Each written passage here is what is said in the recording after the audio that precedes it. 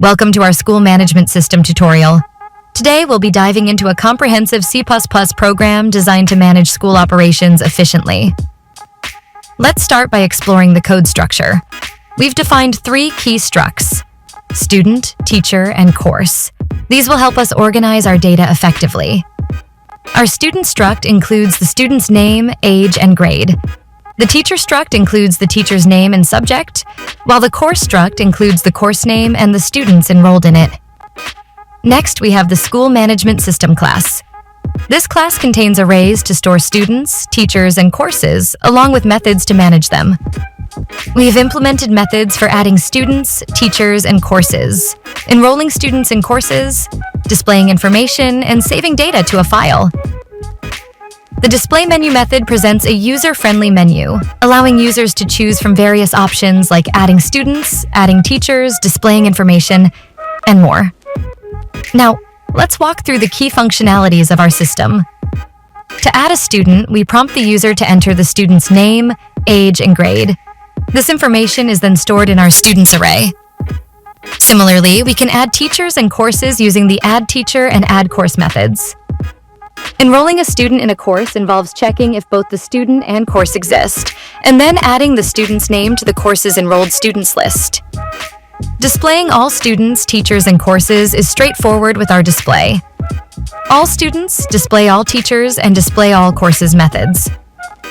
Finally, the Save Data to File method allows us to save all the information to a text file, ensuring data persistence. Let's see the system in action.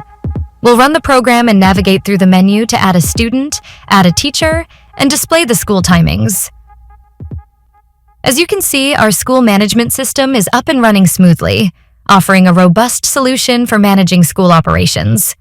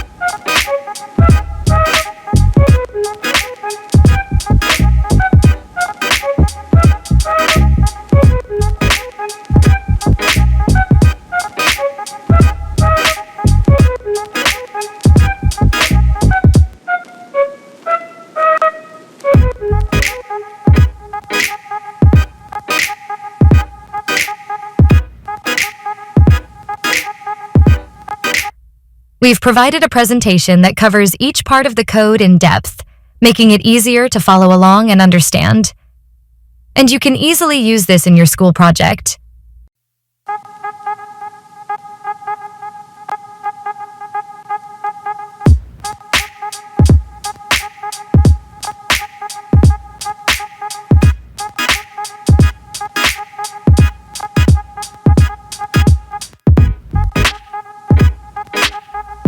Thank you for watching.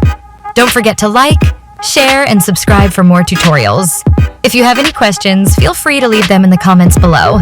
Happy coding! See you in the next video!